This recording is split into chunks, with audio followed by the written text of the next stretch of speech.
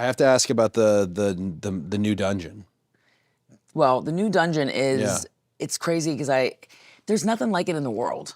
There's nothing like it in the world. I know firsthand because you took care of two members of my family, correct? Yes. How'd they do? Yes.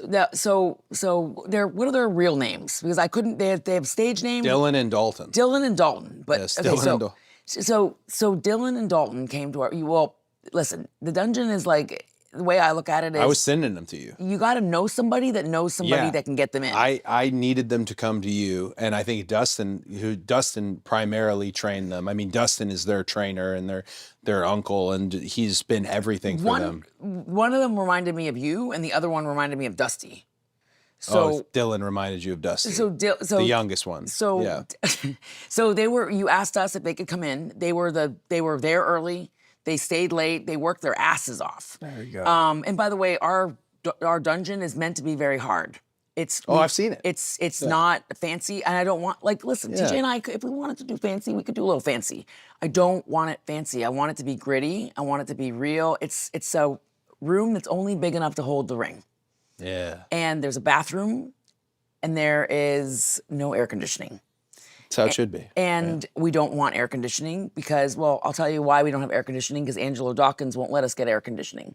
Got to sweat. He's got to sweat. Got to sweat. Yes. And I get that right away. We just, sweat. you go in there and you work your ass off. So Dylan and Dalton came in and they were ready to work. I could tell at first we did a few days with them. Yeah. And they worked so hard. But TJ's like, this is like watching Cody and Dusty wrestle. Because this is the power of genetics. Yeah. I'm telling you, this is the power of genetics. So I was watching them throw punches like it was crazy. It was uncanny. We have all the footage. I keep all the footage. Anybody that ever trains with us, I always keep the footage. Because sometimes there's magic that happens in there. Ilya Dragunov, he's been training with us. Cheers to him, by the way. And, New United States champion. Yes. Welcome cheers back. To him. Cheers. Cheers. He Little came dungeon in, training. Ilya came in and blew everybody's minds in the dungeon. Yeah. He started basically acting like it was WrestleMania in the dungeon. I love that. And that's what their nephews, right? Yeah. They were wrestling. I told TJ, Dylan and Dalton were wrestling like it was WrestleMania. You know, Good. even though I know they're not established, they're still getting their feet wet. They're still, for how green they are, they work their asses off. I'm excited at this because I put the initials of all of the nephews and grandkids, Dusty's grandchildren. I put everyone on my boots for WrestleMania 40. The initials are on the inside of the boot. I genuinely thought in that moment, none of them are going to enter the wrestling space. It wasn't because I didn't think they could. I just thought it ended with me.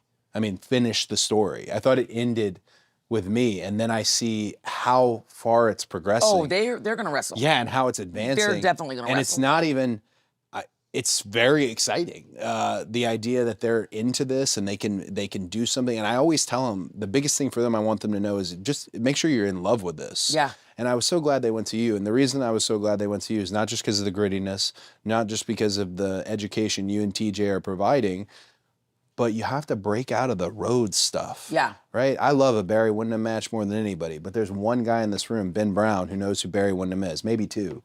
Right? It's not. But it's 2025, and they're talking to me about these Barry tags. I'm like, you need to go somewhere that's completely. Stu Hart's going to train very different. Yeah. Than Vern Gagne trained. Vern Gagne's going to train very different than Bill Watts trained. Yeah. And all that training still has trickled down. Dusty trains the way he was taught by Joe Blanchard, or he did train. Yeah. Dustin trains because Skandar Akbar, or what? We're all products. Yeah. Al Snow got me. I just wanted them to experience something very new, and gritty and hardworking, and a place that really wouldn't. They could have been welcomed there and been warmly received, but they would have known right away if they were cutting it or not. Exactly. They had to work hard, and that's the thing about our ring is that's why I hate to say this, but it's invite only. And the reason Look at that. It's like the Magic Castle. Yeah? The reason why is because TJ and I, we want to have it emulate what my grandfather had in the original dungeon. Yeah. My grandfather, Stu, he never took a dollar from anyone, but he wanted to train with the very best in the world. Yeah. And some of the very best pro wrestlers that ever, like Gorilla Monsoon, trained in the dungeon. My grandfather wanted to train with the best, and if he didn't like you and he didn't feel that you respected the industry, he didn't want to take your money because he didn't Yeah. he want to see you again. Would Stu famous for, would he stretch everybody? Or I always was of the thought that Stu stretched the ones who didn't have it. Or was it everybody? Everyone. Okay, everybody was getting And that's stretched. the thing why my grandfather didn't take money is because he wanted to beat everyone up. Right, okay, so everybody's getting stretched. The good, the bad. My dad- Everybody's getting stretched. My dad was one of the strongest men in the NFL, and my grandfather was beating him senseless. Yeah. Like you hear stories of people screaming through the vent in the house. well, because but he wasn't like he was putting them in submission wrestling holds. Got to know it hurts. And so the thing with TJ and I don't beat anyone up like that in the dungeon, but we want to work with people that have passion. So with Yeah. Dylan and Dalton, they have passion. They understand that they need work. But you know what I liked about them more than anything? What? Etiquette. Oh, well, that. Their etiquette was great. It's like Give me some of the wrestling etiquette. yeah, like wrestling etiquette, On and just time. it's life etiquette. It's like A lot of thank yous. like thank you and appreciation and here's my thing: if you're gonna be 5 minutes late, 30 minutes late, an hour late, 2 hours late, shoot me a text. Let Yeah. me know. Oh yeah, I heard. Yeah, no, for sure. Let me know. Hey, I'm gonna miss half the practice, but it's because there was a crazy accident on Life the highway. came up. Yeah, and I'm always like Dr. Tom used to always talk to us about that. He'd say, "Don't bullshit, don't lie, just tell me what's going Yep, on, and we're 100%. good." And so the boys had great etiquette. They were the first ones at practice. They were the last ones to leave, and Great. anything that they were asked to do, even if it was stuff that they weren't really sure that they could do, they still tried it. Yeah. And then the next time they came in, everything that we had worked on the day before, they had processed it and did it. So they had really good wrestling etiquette and they were grateful. And then afterwards they sent TJ and I this really nice card and it was just so sweet. They were just so sweet. Good boys. But they worked hard. If they didn't work hard, we wouldn't give a shit about the greeting card afterwards. They gotta work hard. Yeah, that makes total sense. But we loved having them. So tell them they're welcome back. I've gone the conversation mainly not talking a lot about TJ because I spent a chunk of time talking about TJ once before on this pod. I think when I was talking to Nikki, and I think TJ just needs to come on the pod because there's so much. TJ needs to be on this. For sure, there's so much to talk about, so many funny stories that have happened, but also this unique, like-minded, parallel path in life that led me back to being just in his presence and being around him often, although he's doing his own thing and working.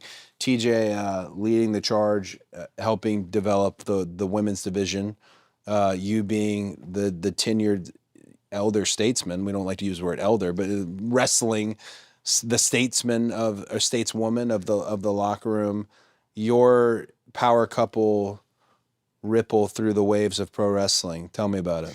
I mean, it's funny because the older I get, the more I feel, the happier I am. And I used to sometimes get scared of getting older because I was like, what if people think I'm too old and I just can't do this anymore? The older I get now, the more I feel like I just feel so excited about my career. I feel so excited about where the company's going. I feel so excited about the people that I'm working with. The locker room, I love the girls in the locker room. Like Bailey, I love being in a locker room with her. There's so many. Well, you mentioned always wanting to make the girls in the locker room happy. Yes. Right? And I think it's just that recovering people pleaser thing, but I understand what I went through when you're trying to put a match together and you're just trying to stand out and you're just trying to make your mark and you're just we all get in our own heads. And so I want to make sure that every girl that I worked with Ivy Nile the other day and she was so. You worked dark with her. I did. Yeah. And I saw said, that on the I sheet. said to TJ, she's so good. She's so underrated. But I really wanted to make sure that Ivy got a lot in because I was I'm already established, but we need to show the audience who she is. Yeah. Also because I'm going to beat her at the end. There it is.